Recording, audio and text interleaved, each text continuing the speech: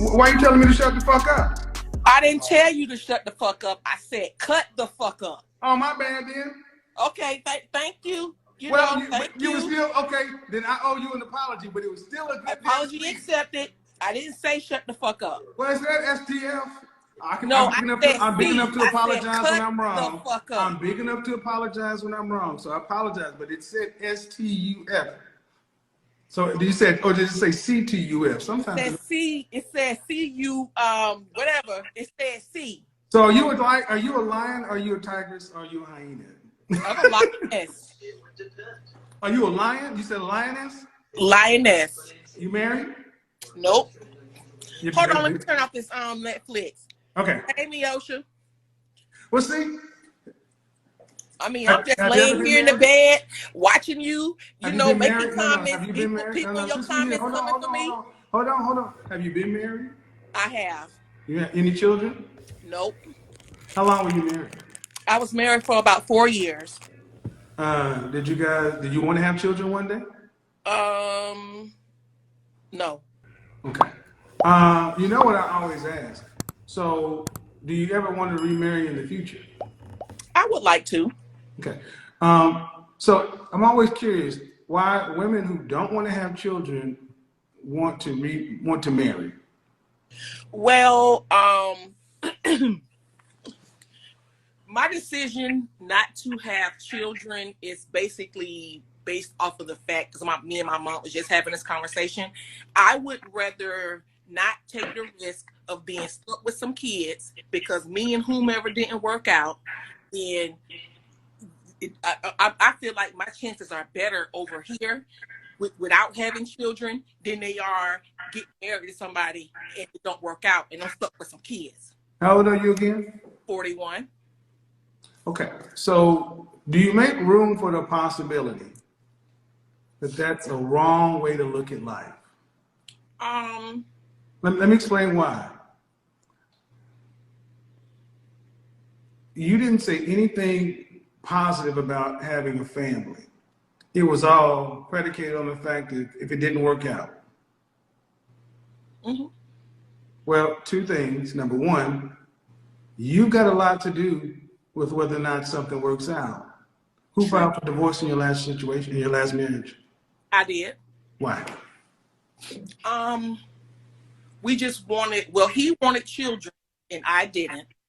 And I just have never had that desire for children. Like I've never had that overwhelming desire to say, hey, I want to be a mom. Okay. Honestly, wholeheartedly. Do you have nieces, nephews, or anything like that? I do. I have a total of 10 nieces and nephews. Okay. Well, you do. Okay, so y'all divorced because he wanted kids? No, we just went on two different things. Like I was, because me and my friend just talked about this.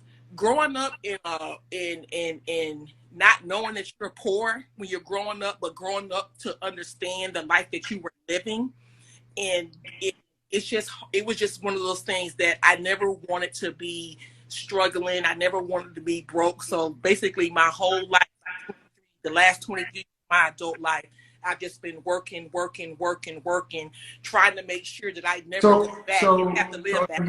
So again, growing up with a negative money blueprint, mm-hmm. Money was something scarce, to be feared, such and so forth. Okay. Mm-hmm. Did you have your mom and dad? Would you go with your mother and father in the household? Yes, for the first half of my life, I did. But then I was an 80s baby. My father ended up getting hooked on crack cocaine. And okay. I don't want to get that. I just need to know if that was it. Okay. I mean, he's that's not relevant to the rest of the conversation. Mm-hmm. When you are 65 years old, are you confident you will have your $1.9 million you would need to retire on day 65? Very confident. Okay. So, well, as long as you can afford to pay for a single life, mm-hmm. Because the reality is this, that most men want to marry because of legacy, children. But it seems like you were married, when you were married, you didn't want to have children. But you're saying because you didn't want to, and was the money fear, was the fear of not having enough also in that decision? No, because I've been taking care of myself for a very long time. So So I've always, you've had money. yes, Okay, so I'm not understanding. If you've had money and you had a husband who wanted to have children with you, the fear of not having money should have been aside. Are you selfish? very. Okay. And Okay. also I just didn't want, I just never have, I just didn't, just looking at the, Well, I mean, look, not all women want to have kids. If you're selfish, I mean, because it sounds to me like first here I was hearing fear and scarcity. But you've already been married. The man you're with, he wanted one thing, you wanted another. You're not a lion though. You're definitely you're the tiger. The tigress. Tigresses don't. They end up being solitary more than anything else. Now, and here's the thing. Just like for a male tiger, you're gonna have to be able to do it all because no kids, no husband. You're gonna have to have enough money to pay for everything you're gonna need in retirement. Because, and here's the sad part. It sounds more appealing when you're this age. But what happens when you're 55 and you start to break down? to be honest, well, let's start here. I'm 41 years old, and I don't know too many men my age who already don't have children who want to have more children. Most of the men my age already got older kids, either on child support. They don't want no more children. Well, I mean, you're 41, but you also were married and you threw that away. So, I mean, you can't really set the table at 41. I mean, you don't have any real leverage. I mean, so the question is, at 41, you can work, you can make money, but can you withstand a major illness? Can you withstand a challenge to your health? I mean, I asked her, you're going to have yours $1.9 million. I'm a cancer survivor. All you need is one major illness to wipe you out. So women are not designed to be alone in the environment. I didn't say that I want to be alone. I'm just letting you know that number one, I think a lot of times women such as myself, we in the Black community, we have been taking care of myself for the last 23, 24 years. That was a choice because when I graduated, there was no college fund. There was nothing waiting for me. So it was either you're going to go to school, you're Hold going to on, get man. a job. Hold on. I need to correct you. 80% of America makes choice out of necessity. That's not unique to Black. Other groups of people enjoy the necessity. Black women make the necessity seem like it's slavery. I never said that I thought that marriage was slavery. Well, I'm just saying. Our grandparents needed each other, but they also loved each other. So, I mean, you own your own business? I do. How long have you owned your own business? For about 3.5 years now. All right. Did you go to college or no? I did. What's your degree in? Culinary arts. Okay. So you were married, but your husband wanted kids, you didn't. You've had it. So, and you decided to be an independent woman. Mm-hmm. All right. And all I'm saying is the planet is not set up for you. It's not. Women who choose to be independent are the most vulnerable late in life. And that's that whole thing I talked about, strategic singlehood of Black women being marketed to Black women by Psychology Today and other things. But that's not how it works. Women cost more in your later years. Mm-hmm. And who is going to be there for you? You break your ankle like I did, and you're non-weight bearing for 13 weeks. Can you afford to have a home health care nurse 24/7? Mm-hmm. Yeah. Okay. I mean, I'm not trying to put like I'm just saying, as long as you can, as long as you can. I'm not trying to make it seem like I don't have like fears and worries about anything, but what I'm saying is like the choices that I've made in life have set me up to be able to do certain things that the average person who's my age might not be able to do. So number one, I'm a veteran. I did my 20 years. Okay. So I got health care benefits for the rest of my life, and I have income coming in. And then as far as me being a personal chef, I basically really control my own income. As long as your health maintains. I come from a military family on both sides. But if And your so health but if your health drops, are your resources going to last? Yes, my medical is free. Okay. Okay. Due respect, you and I both know the VA medical. Come on now. I come from Army and Navy on both sides. It's not John Hopkins.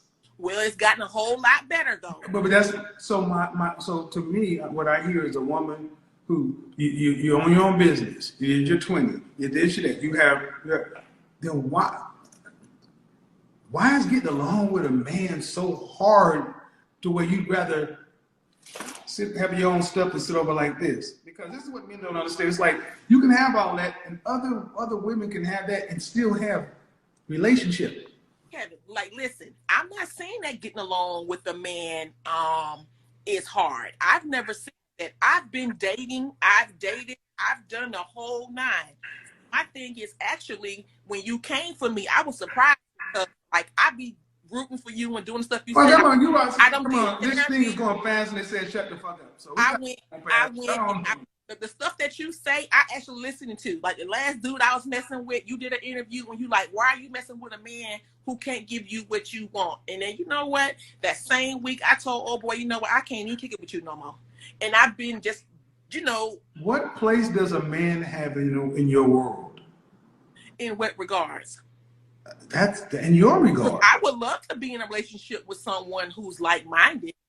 What does that mean? That means that, okay, for me, when I look for a man, I'm attracted to intelligence. I need somebody at least, like, brother, can you at least read? A lot of people on a lot of these brothers on the comment who just going off. Come on, you can't do that. Come on. 2.5 black men. No, I'm not gonna let you do that. I'm not gonna let you characterize all men by people. I didn't say open 2.5 million black men are in the upper class. Come on, black men are not troglodytes. I didn't say that. So don't judge. You say, can you read? You're 41. If you are fucking around with men who can't read, that's on you. I didn't say that they were illiterate. That's not what I don't care what you're saying. I'm saying the kind of men. What city do you live in? What I'm saying is, what city do you live in? Currently now, I'm in Pinellas Park, Florida. So my point is, women like yourself often talk about men and then you shit on the men you don't want. I don't give a fuck about the men you don't want. I don't want to hear about none of them. The men who can't read, I want to talk about the men who are Rhodes scholars in your wheelhouse. Where are they? No. Where are they? I don't want to talk about. I want to know what place they have in your life before you ask me where are they. They have a place in my life to be in a relationship. Meaning what? That means that if they get me, they're going to have someone who's going to be in their corner, who's going to love, who's going to nurture, who's going to cook, who's going to clean, who's emotionally available, who's emotionally intelligent. They're going to have somebody who just basically has together, who's able to basically take my help them build, and so that we can achieve more. Build how? What do they need? They don't need shit. They're grown damn men already built. Okay. See, what I'm trying to show is women like yourself talk about men who ain't on your level, who can't read, and you make it seem like, just like I talked to that woman in Mississippi. She tried to say men go after women who are rich, and she's only talking about the top 9% of women who come from rich families. We know that ain't Black America, but she tried to make that all men. And what women like what you're doing, and I said, I don't care about the men you don't want. I asked, what position does a man have in your life? And you said, somebody that's on the same level. I said, what does that mean? You said, somebody that's intelligent. I said, what does that mean? You said, somebody that can at least read. Then you proceeded to start trying to diss the comment section. And I stopped it. Hold on, I'm recounting for everybody else. And I said, no, I don't want to talk about the comment section, which is general, or the men you don't like. I want to talk about the men who have their shit together. You said, where are they? I said before we go to where they are, what is their place in your life? And you just said a bunch of nothing. I'm gonna help them. We can get together and build, and this and this and this and this. And a man who's on your level got his shit together. It's already built. He don't need you for building such and so forth. You know what these men need? They need peace. They need peace and support if they choose it.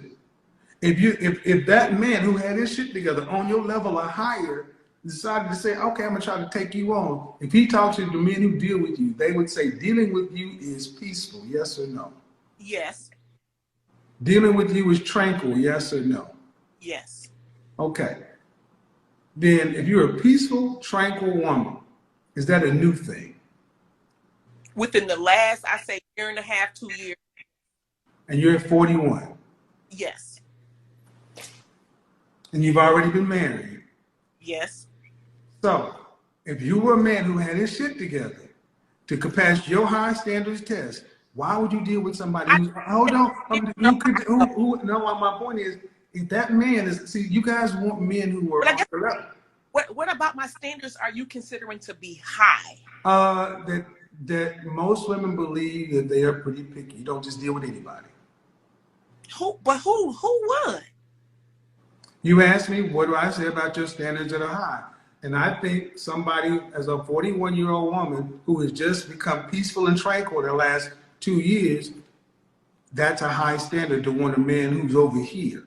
When you just become a peaceful, tranquil woman that you should have been at 18. Okay, but again, like I said at the very beginning, you're saying that, okay, yes, I should have been that when I was. Well, that's why I'm saying it's high. That's why I'm saying it's high. Because you said, I want a man who's on my level. What I'm saying is, but that's a byproduct of my environment. A lot of I didn't choose not to want to be. I didn't choose the I didn't raise. I was about to look here. Black men are tired of hearing black women honestly talk about what y'all didn't have. You didn't. We had less than y'all. Plus, we had Reaganomics cops in America's Most Wanted. Man, my ultimate point is this: we are going to see. We're Generation X. Okay. Mm-hmm. We are the saddest generation that's ever going to exist. And you know what? And I'm going to tell you, we're sandwiched between baby boomers and millennials. And the reason so many in Generation X are unmarried is because our women were unwilling to cooperate. They're unwilling in mass. That's why we have so many 40-plus single black women saying, now I'm ready to be peaceful, tranquil, and do something. And men are like, what? No. Because I'll be honest, men who are your age, who may fit your category of what it is, whatever it is, those men are much more likely to get a woman in her late 20s, early 30s. Because they already assume at your age, you're too old to mold. I mean, I don't date men that's 41 anyway. 40 in their 40s anyway, to tell you the truth.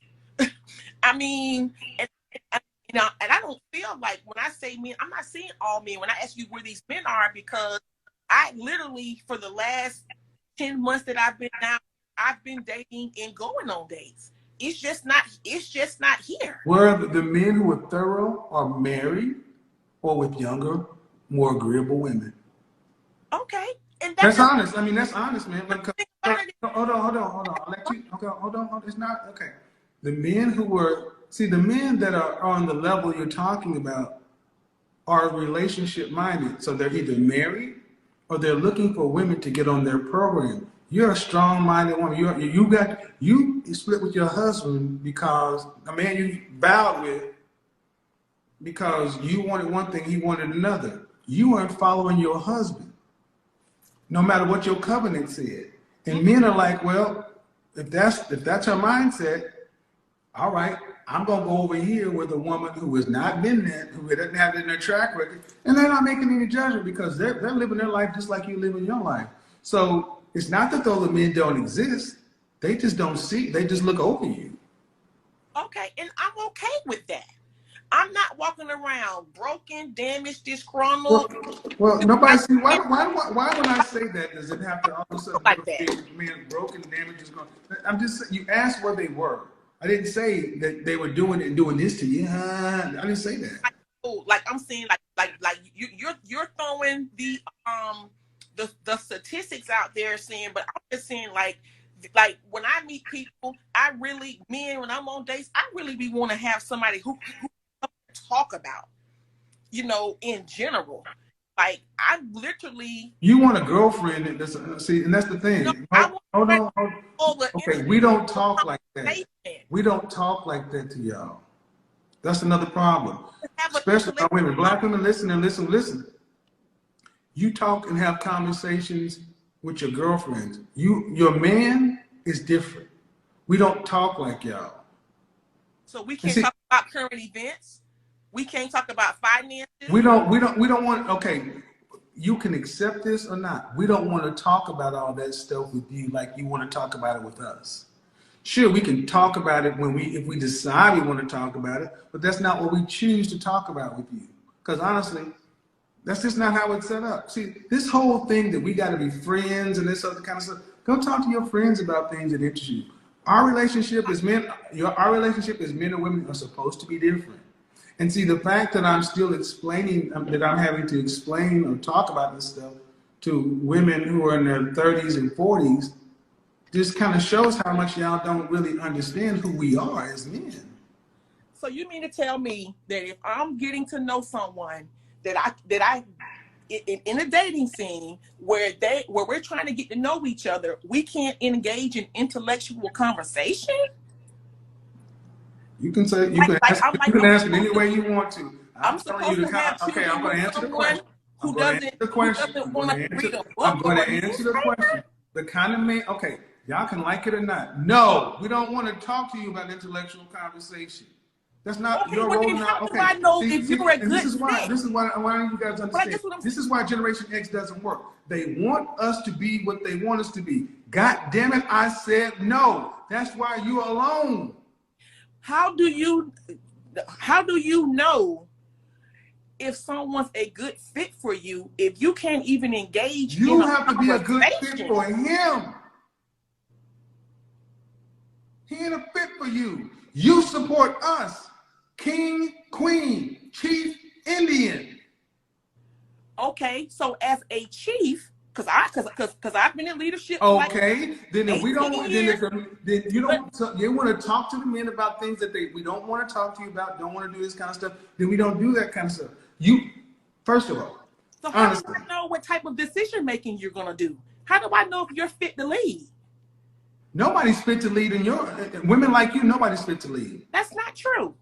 I said women like you. No one's fit to lead because yes, I would say you can look at your personal life and look at it. No one's fit to lead you. You know what's fit to lead you? Do respect women like you know what's fit to lead you? Uncle Sam or corporate America. Okay, hold on. Where did you get that assessment? Women, man, you can't cut me because I can. I'm just asking. I'm telling you. Where did you get that assessment? What is fit to lead women like you? Uncle Sam, the military, corporate America, or some sort of job, or some sort of college and university, because that's the only thing you submit to. That's the only thing you show up for and do your best for. That's the only thing okay, bye. It's not going, you can't get over this shit. You can't get over this shit, man. That is the only thing that's fit to lead them. You act like men got to get on your page and you're 41 interviewing people. That don't work, folks. That's the women in my generation. That's why men like myself aren't dealing with them. Their minds are like, well, who's fit to lead? You already married. You didn't follow your husband. And they really, just like that woman in Mississippi, they'll argue all day long. They won't shut up and just realize this, like, what he's saying is true. Well, that's not true. You're 41. Let's look over your life. Ain't following. It's like when I talked about it. If you're going to be a pro-black woman, the most pro-black thing you can do is marry a black man, follow his lead, and go make a family.